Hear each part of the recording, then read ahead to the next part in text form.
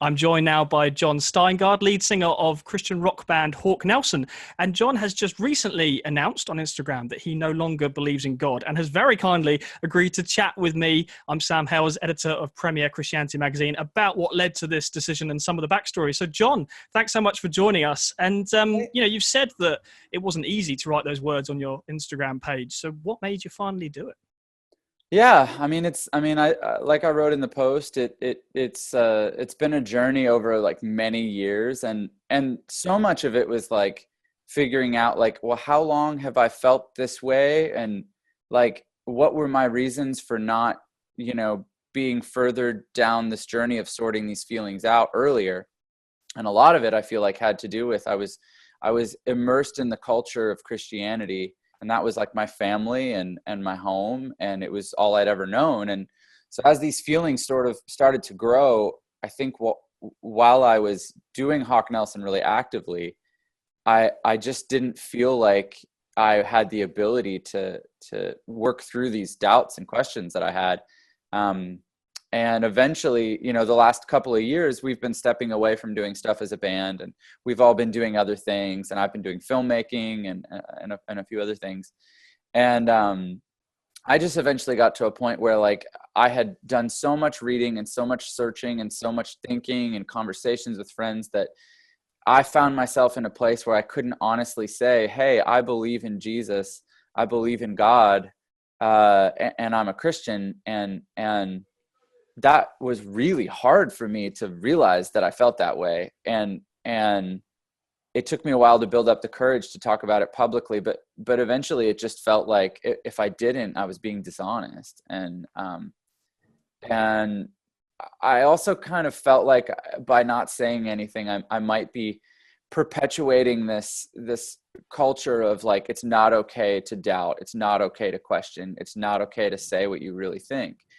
And I just felt like I guess I had a bit of a responsibility to speak up. So was the winding down of Hawk Nelson, was this kind of connected to how you were feeling? You thought, if I don't really believe in God anymore, should we start to find other work?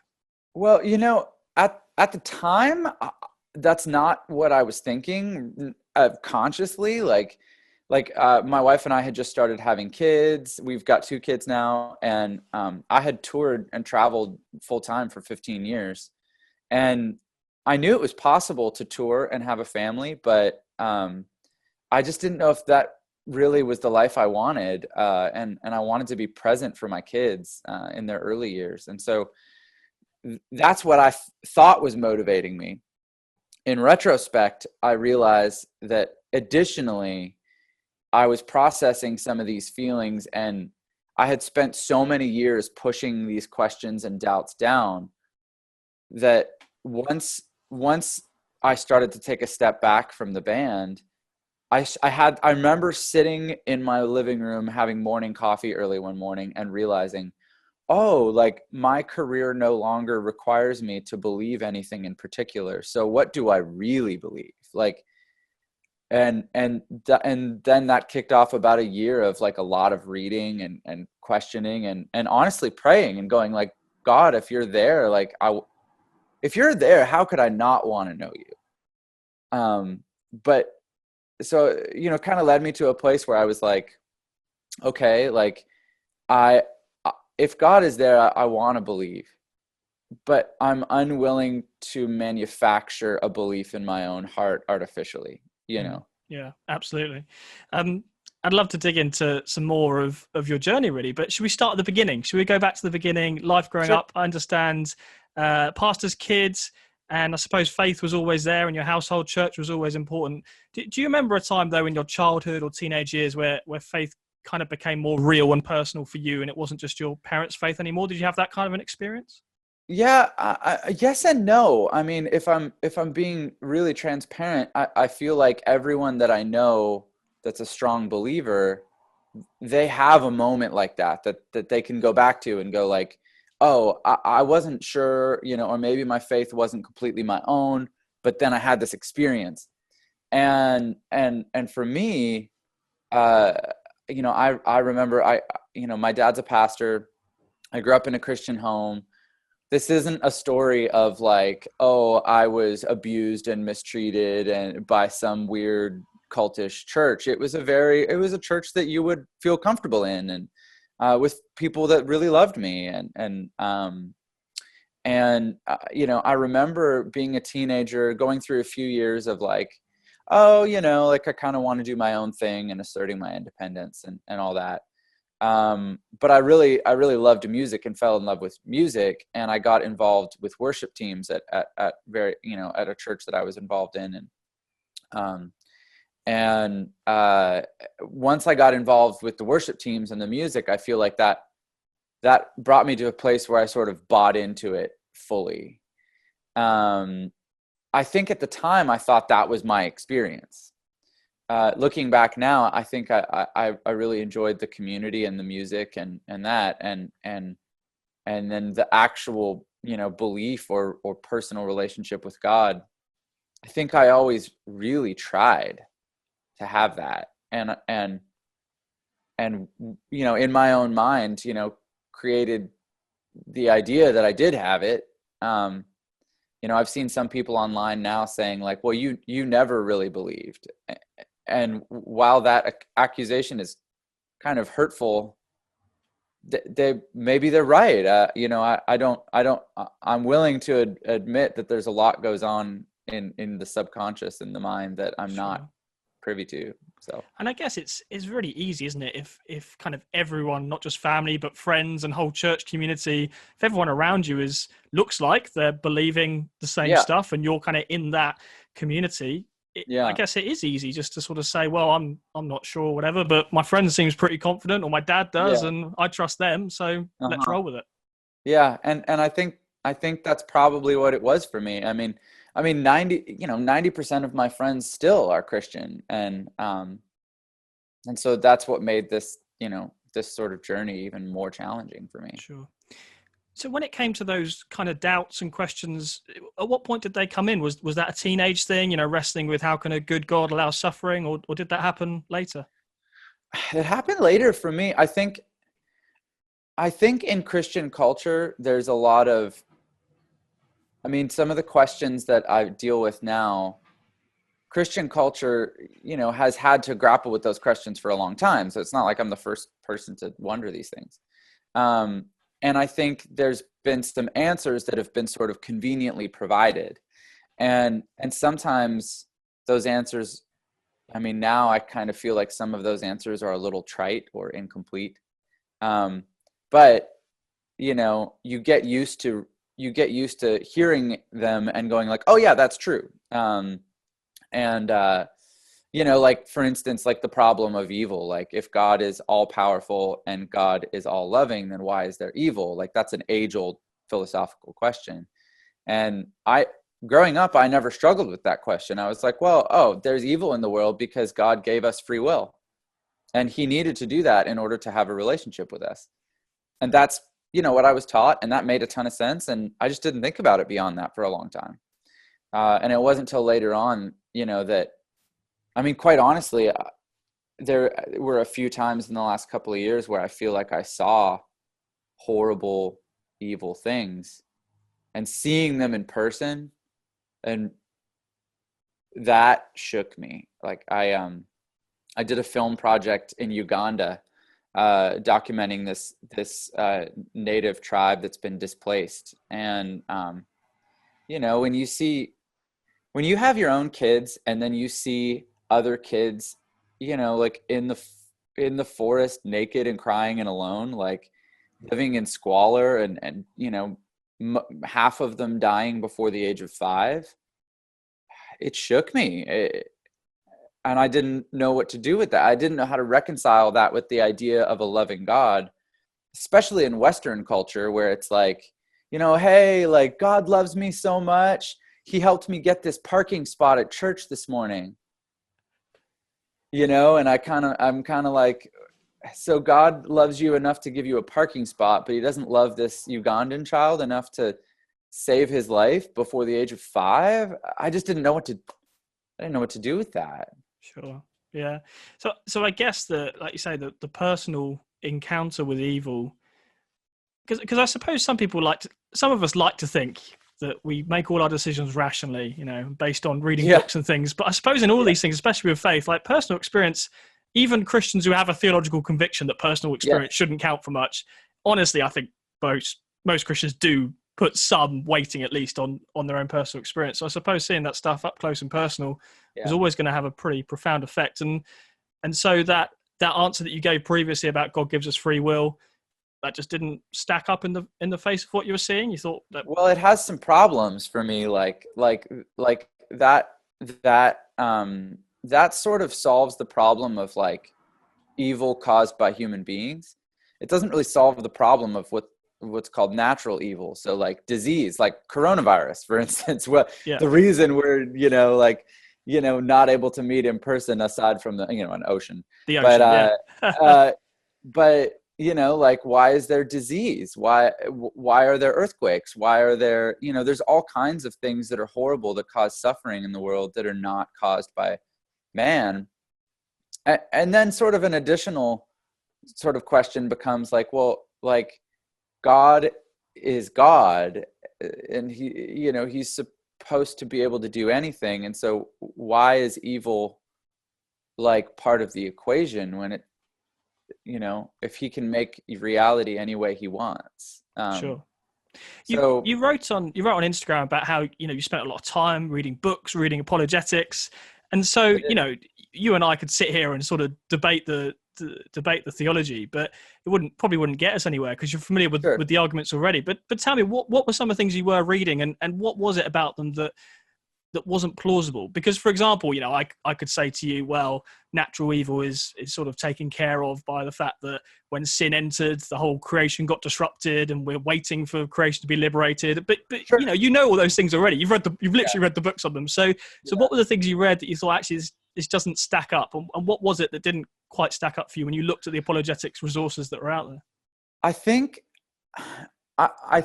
for me, a lot of it came back to like, so just to use what you just mentioned as an example, like I remember hearing that point as well, that, when sin entered the world, that it disrupted the natural process of things and created, all these other problems, which like, to me, that sort of felt like a Band-Aid to the problem that the question poses. It's sort of like, it's a good answer if you already believe. Right. Like, it's a good answer if you mostly believe and you just really want this question satisfied. It's a good palatable answer. But like, if you aren't sure that you believe, that just seems like a convenient thing to say. Like, it just sort of plugs a hole in the boat, because I go, well, the idea that when evil entered the world, it created naturally, like when free will required the ability for man to choose evil, and then when man chose evil, it unleashed all these other consequences. You're sort of just like, as a group, deciding that that's how it is, right? At least that's how it feels to me. Sure.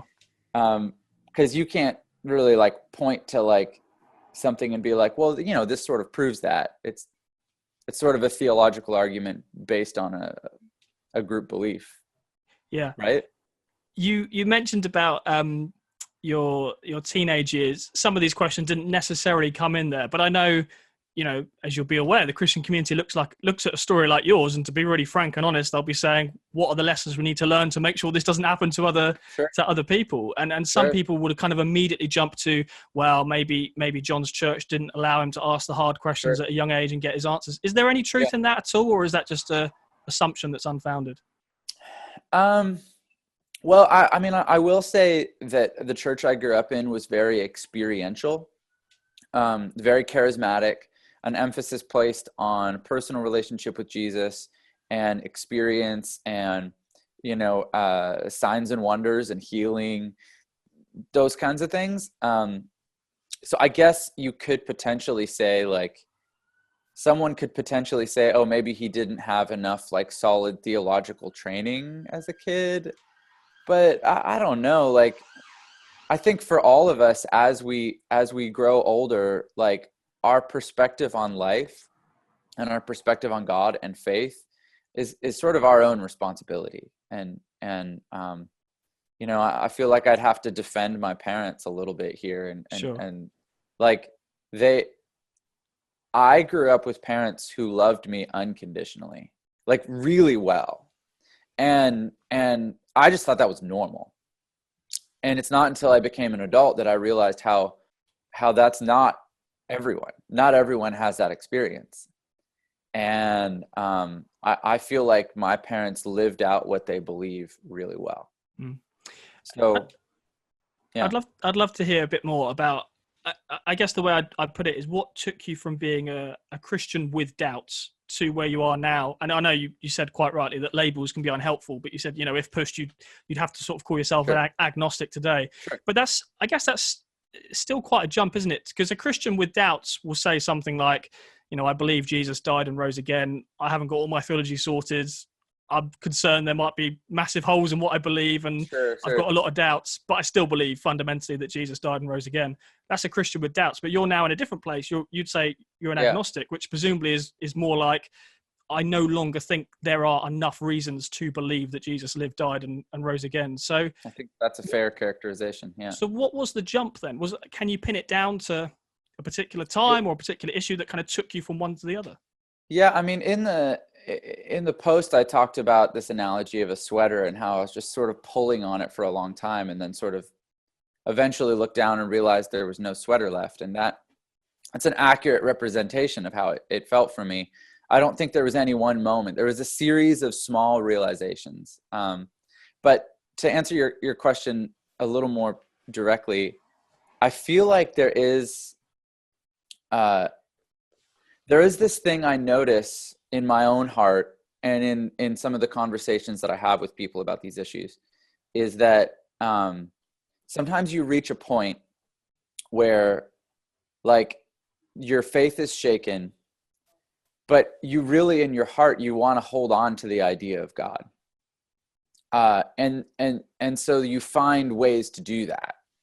And I felt like for me, I was doing that a lot. So for instance, like I would have issues with things I would see in the church or Christian culture. And then I would go like, okay, well, that's different than having an issue with God. Like God and I are still good.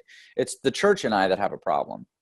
And then things would unravel a little bit more. And I'm like, okay, well, I'm a little less certain, but I still look out at the world and I go like, what a beautiful world. And I look at my children and I go, what beautiful children. And like how could there not be a God if there's all this beauty in the world? But eventually, like, I feel like so many issues came up for me that I had to ask myself, am I holding on to this idea of God because I'm terrified? Because, like, do I really believe it, or am I holding on to it because I'm terrified to let go? And I started to feel like for myself, it was that second one. Mm. Now, it's like I said in my post, and like I've said to my parents and my close friends, if he's there, I would prefer to be wrong about this. I would prefer him to be there. And if I get the chance to ask him, I would love to ask, like, why couldn't you be like gravity, where like it's just no matter what you think about gravity, when you jump, you come back down, and it's like no one argues over gravity. And I wrote a follow-up post and I said, no one has theological debates over the existence of lettuce. It's true. And if God is real, I would wish for him to be more like that. More obvious, I suppose. Yeah. And if he's real and he's chosen to not be that way, that's obviously his prerogative. I'm just a human being trying to figure this stuff out. And there was so much emphasis, for me growing up on the personal relationship with Jesus. And I just think I found myself in a place, this is sort of key also to answer your question earlier. I found myself in a place where I was like, okay, I'm a father. I want to have a relationship with my son. I'm 36. He's 3. like, if I want to have a relationship with my son, I am going to show up in his life. I'm going to be present. I'm not going to leave him in a place where he wonders if I'm there, you know? Yes. Uh, Well, that brings me to a question I wanted to ask you sure. about church. And you mentioned miracles and signs and wonders in passing, that was something that was expected and normal in your church. Certainly Yeah. many Christians in this country would go to similar churches and either have personal stories of healing, or my friend or family member has been healed, or God showed up. I mean, did Hmm. you see things like that? And I guess, how did you understand them then, and how do you understand them now? Awesome question. I did see some crazy things growing up. Upon reflection, and even at the time, I don't know that I saw anything that can't be explained naturally. It was a lot of hysteria. Um, there was there was a period in the 90s. There was a group of churches in Toronto that experienced this, The this Toronto blessing. movement. Yes, you're familiar. Okay, so Absolutely. Yeah. yeah, That happened my here as well. So it came over from Toronto, and a lot oh, of churches interesting. here had similar things, similar experiences. So people use different language, don't they? But talks about waves of the Holy Spirit. Yes. People were Yeah. falling over, laughing uncontrollably, Yeah. miracles, healings. And it's quite, I know it's quite contentious, especially in the US, actually. There's a big divide in the church between those who say that sort of stuff does not happen anymore, that will only happen in the Bible, and others who say, no, it happens now and we can experience it. So I guess it's always been controversial, even within Right. Christian circles, let alone with the rest of the world. Right. Sure. Yeah. Like my dad was a pastor of a church that was a part of that group of churches, and worked really closely with the Toronto Airport church, in the 90s. And so my family was in the thick of that. And, I think when that all started, it was 1992, I think. And so I was 9 years old. And, you accept the things with which you're presented at that age to a large degree, or at least I did. Um, I remember, like, maybe in retrospect feeling like, whoa, this is like crazy, like what's going on? But you know, I look back at that time, and I don't really know what was happening. I I certainly I don't want to take anyone's experience away from anyone. And that period of time was really meaningful to a lot of people. I know it was meaningful to my dad, particularly. And, like, I have no desire to have an argument with him about, like, well, what you experienced wasn't real. Sure. Yeah. But for me personally, I don't feel like I have any experiences from that period of time where I look back and I go, like, yep, that was for sure God. Yeah. And I Because suppose candidly, I sort of experienced there was some upheaval in the church at that time, and disagreements about, like you said, disagreements about the appropriateness of what was going on. And I think my family got caught in that a little bit, and experienced some negative things. And I think those negative things left maybe more of an impression on me than anything positive. Oh, really? In what way? Well, there was enough divide within the churches about expression of faith and how to hold services and what the format should be. And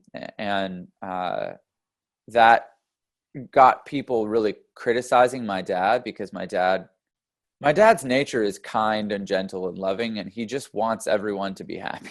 Sure. Sounds like a And good pastor. yeah, he's a great pastor. And I just remember people that I, like, my friends that I had, or people that I cared about, like, really being angry with my dad. And I remember there's just being so much frustration and anger and fighting. And I remember just feeling really hurt by that. And so, a couple of years later, I ended up going to a Baptist church.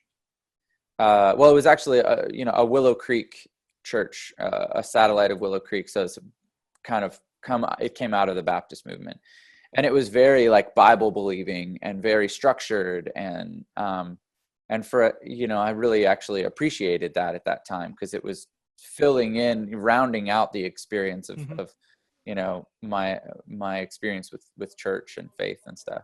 Yeah. I'm pleased you mentioned the Bible. Before we came on air, we were talking about where there might be areas that, the two of us could agree. We're in different places, obviously, in terms of faith. But I was really struck by what you wrote on Instagram about the Bible and how it seemed to me that once you'd kind of decided the Bible was a human book and was flawed, that was kind of the beginning of the end. And I thought, well, actually, I think a lot of Christians would really respect that, saying that, yeah, a lot of Christians would agree, say fundamentally, if you don't think the Bible is the word of God, you don't have much for Christian faith left. Right. At the same time, I'm aware that there are those who might describe themselves perhaps as progressive Christians who would say, well, we still believe the Bible is the word of God. We just don't think it's inerrant. We think there are problems with it. We think it's a human book, but we still think it's inspired by God. And I wondered if that kind of end of Christian faith was ever a kind of option for you, because it sounds like from your church background, you were and again, labels aren't always so helpful, but on the more conservative end of things, let's say, were you aware of the kind of progressive end of the Christian spectrum where actually some of your doubts about the Bible would be quite normal and would be quite accepted? Was that ever a kind of option for you?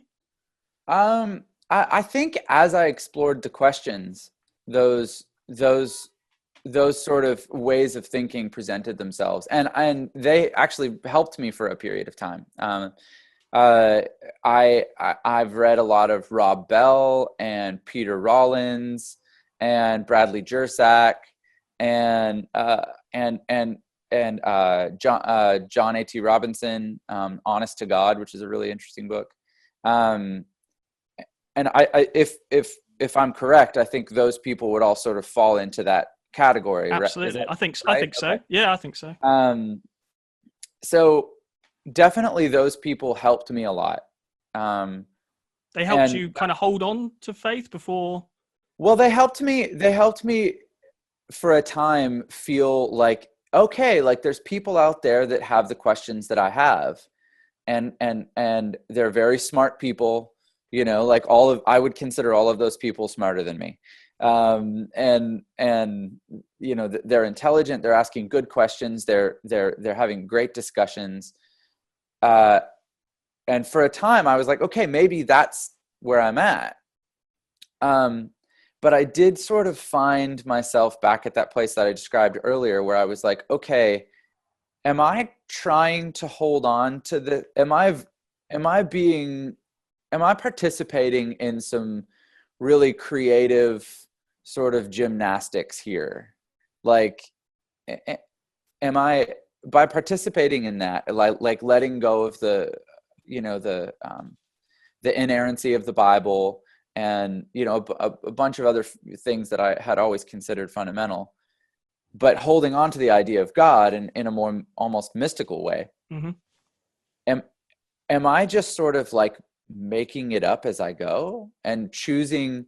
Am I doing that thing that I've always been taught you shouldn't do and pick and choose on what I believe about God? Am I just making God into the version that I'm the most comfortable with? And as I looked out over, the sea of people that I'm familiar with that believe in God, I started to ask the question, like, is that what everyone's doing? Like, is their theology based on the idea of God that they would prefer to have? And then they're just going and finding the things that they can find to justify that belief. And I started to feel like, at least for me, that's what I was doing. Sure. And I think most Christians would believe that's not, the way to do it. Yes. It's certainly not the way to do it. I think it's very easy to do. I think hopefully most thinking Christians, I don't mind admitting that there's always a temptation to do that, right? There's always a temptation to think, well, I know what the right answer should be in my church denomination or my theology. Sure. And so I've just got to try and find the right person, read the right book that agrees with that presupposition, and then sort of teach that. There's always a temptation, I think. And I think also there's a degree of that goes on subconsciously, because like the idea, if you're raised your whole life to believe in God, the idea that he's not there is pretty terrifying. Absolutely. And as I was grappling with that, I just felt like, wow, like life is so unsafe and anything could happen. And,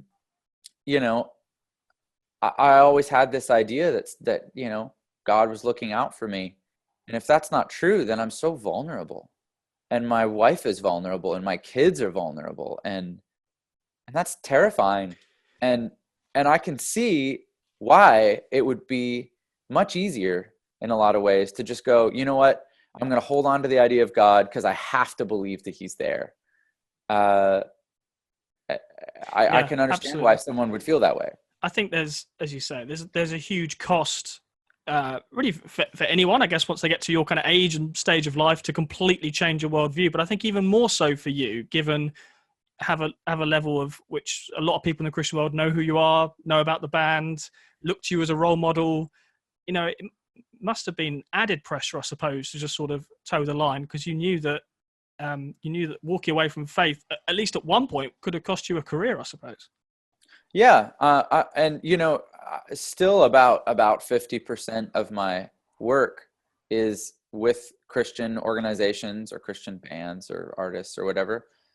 So there was still, I mean, even though I'm not doing Hawk Nelson full time right now, like, and I was no longer relying on that for my livelihood. There was still a risk, but yeah, I feel like the risk of losing one's livelihood, if you're really entrenched in a position that relies on you to believe a particular thing, that I have a lot of empathy for people in that position. Since I've written that post, I've gotten messages from other artists who feel what I feel but are still dependent on the income, and they're not cynical about it. They're just stuck and going like, I don't know what to do.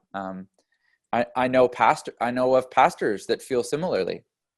And I know a pastor that pastored for 30 years, and then a struggle with pornography sort of came to the surface, and he came clean and got in front of his congregation and talked about it with such bravery and courage. And he knew he had to step down, because they would want him to deal with that, and while not being in leadership. And I understand that, but the church also completely excommunicated him and his family. They're not even allowed to step foot in the building anymore. Stuff like that. I mean, all the other pastors in the community that saw that, what that told them was like, yep, if you have any struggles, make sure they don't come to light, make sure you don't talk about them, and, make sure you hide them forever. And that's a problem. Yeah, absolutely. Yeah. So in terms of Hawk Nelson, is that now all over? Well, I mean, we sort of took a step back from it over the past couple of years, and it wasn't like a definite line in the sand, like we're done. I suppose that what I posted last week probably did that. I mean, they've been very supportive, I noticed, in messages sort of saying, still love you, all still friends and stuff. But in terms of making music as a Christian band, I imagine it's more or less impossible to do that in the current scenario. I think that's probably true. Yeah. And I've been speaking with them through this whole process. I was sharing my doubts with them even while we were still making music.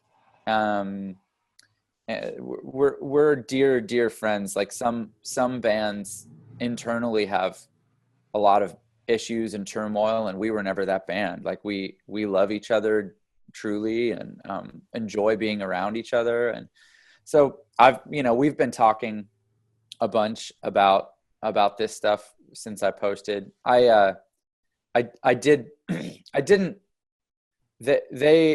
necessarily include them in the process of deciding to post because it felt like my story.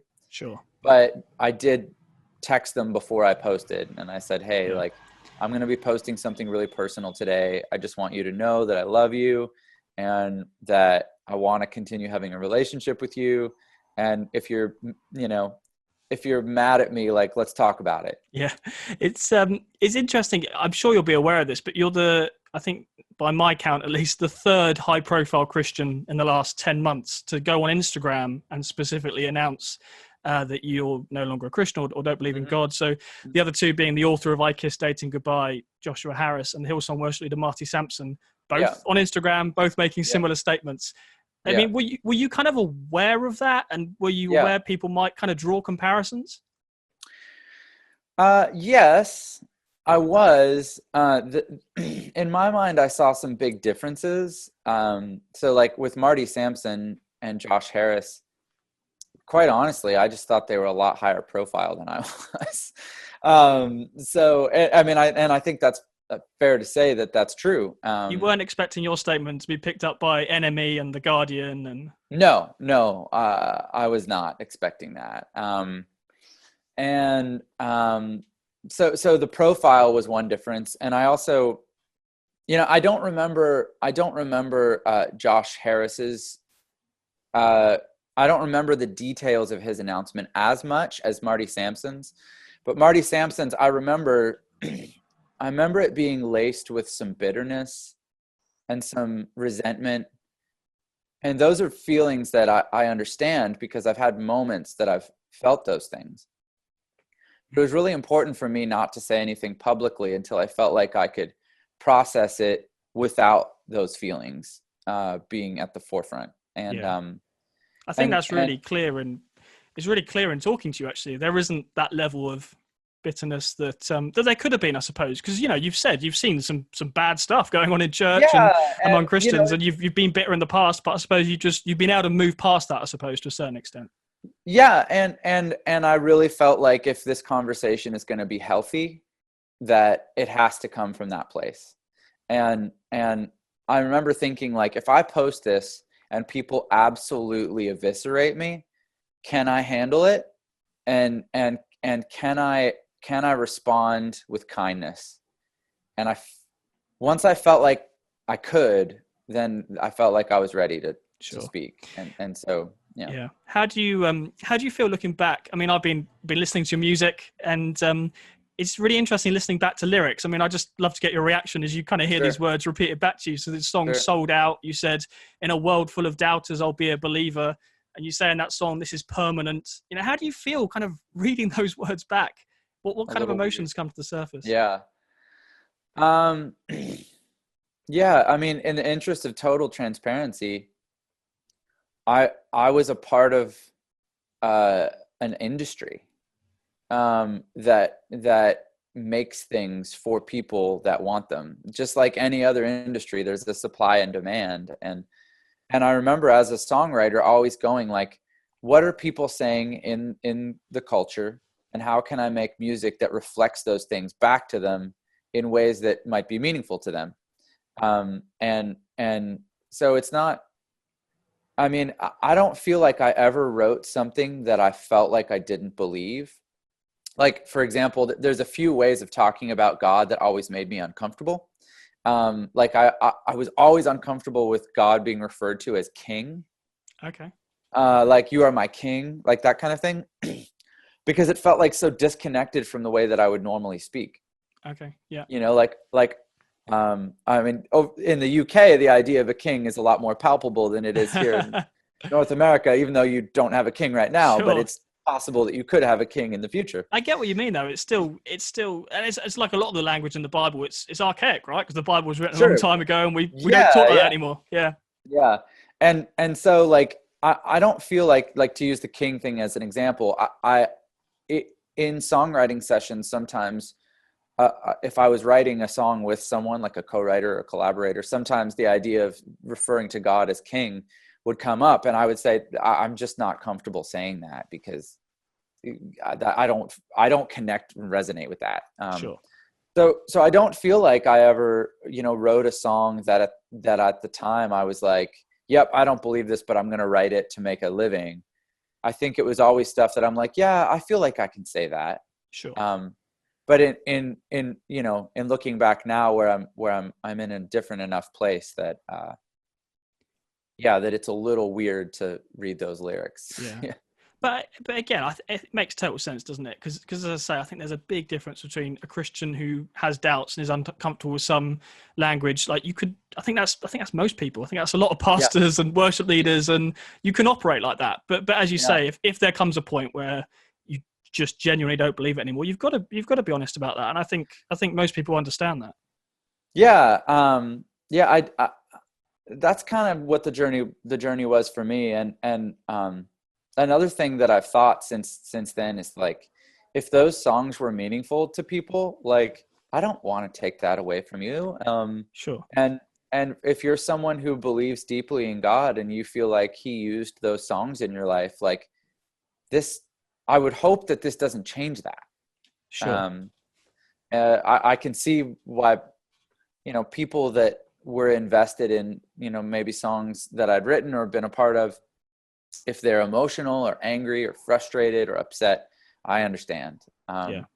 And At the same time, there will be those who say, perhaps more harshly, well, you sang about a God that you don't now believe sure. exists. Mhm. Is it not the case that, with the benefit of hindsight, is it not the case that you misled people for 15 years? Is there not a sense in which you regret that? You regret talking about a God who actually isn't there?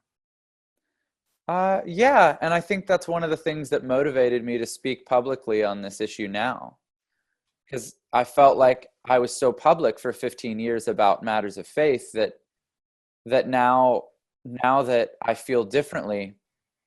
I mean, I've had some people suggest to me like, well, John, I understand that you don't believe in God, but why couldn't you just like be private about that? Like, why did you have to speak up publicly? I've had a few even, like Christian leaders who are in the public eye that have criticized me for being public about it. And what you just brought up is exactly why I did what I did. I felt like I had a responsibility to, if I was public then, why should I not be public now? And if that instigates uh, people questioning and doubting, I hope that there's space in the church and in and out of the church for people to ask those questions and have those doubts and process them and get to a healthier, you know, more transparent and open place, no matter Mm. what that looks like. Sure. And it's a really interesting one because some people process their doubts and find there are answers and their theology Yeah. shifts. I mean, some Christians, let's be honest, don't really go there much at all. Rightly or No. wrongly, some Christians just aren't wired that way. They don't kind of have as much interest in the apologetics as perhaps you and I do in those Sure. And questions. I have friends that believe, like I had this one friend that I was telling, these things to, months ago. And he was just like, man, I just don't think about it that much. Yeah. And I remember thinking that would be easier. Yeah, it would. Yes, it Yeah. would. You've said that you'd like to believe again, and you'd like God to be there. But what do you think?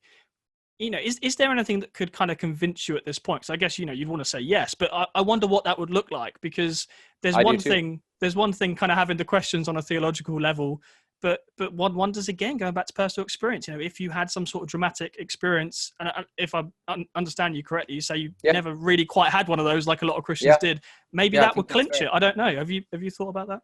I have. Yeah. So, one of the authors that I really respect and like, Richard Rohr, he would be in the camp of the more progressive Christians that you're Yes. Yeah. discussing.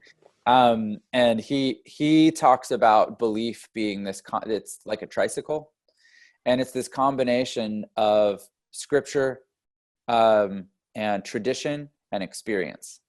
And but he's like, experience is the front tire. And I think that's true. I love what you said earlier in this discussion. You said even people that don't think that experience is what's leading them, it's probably what's leading them. And I think that that's really true. I think that people lean on their experience a lot, to tell them what to believe and to build their beliefs off of. And so, I don't know that, like, I don't know that a theological discussion could really change the way I feel, although I'm open to that if it happens. I enjoy these conversations, and your questions are great, and your perspective is really thoughtful, and the way that you're having the conversation is very kind, and I appreciate that. And I think there's a lot to be learned from having discussions with people that think differently than you. Absolutely. But ultimately, I do feel like what you said, that I feel like some sort of experience is required in order for me to feel differently in the future. Sure. Well, likewise, it's been great to chat, and I echo exactly what you say about it's important to have conversations with those who disagree with you. And I wonder as well if the spaces where that can happen are becoming fewer and fewer. I think even politically in both of our countries, things can seem more polarized than ever. So it's been really refreshing to chat. We are running out of time, but just before we go, I didn't want to skip over what you said about the worship music kind of industry, because that's something that people have very strong feelings on. Mm-hmm. And you hinted that you had some issues with that, I suppose. And I didn't want to brush over that, because I think there are those who would agree with you. But I would be interested to hear a bit more detail on exactly what the problems not only were, but arguably if there still are problems in that world, and what you saw and what your feelings are about them. Yeah. I mean, I'm not sure how this breaks down in the UK as much as here, but here in the US, there's sort of a distinction between like worship music and CCM, like Christian pop music. And there's a lot more money to be made in making the worship songs, right? Right now, yes. Like at the moment, I mean, I think 20 years ago, that wasn't necessarily the case. Sure. But right now, yes, worship music is a bonanza.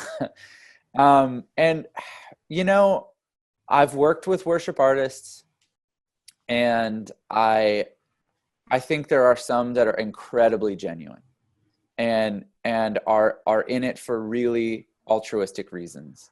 Like one of the things I always say is like, no one gets into music for the money, right? It's a horrible way to make money if that's all you care about. Yes. So any of those criticisms of any, Christian artist or worship artist that are like, you're just in it for the money. I'm like, well, no one starts there. Yeah. So I'm not critical of that, but Sure. I do think that it has become a business and an industry. I don't know what to think about that. I think about the parallel with pastors, like a pastor pastors a church. He makes a salary. If you wanted to be critical of that, you could say like, oh, he's doing it for profit. And like, I mean, yeah, he's making money, but he wants to put a roof over his head and his family's head, and he wants to feed his family. And so I'm empathetic to that. Yeah.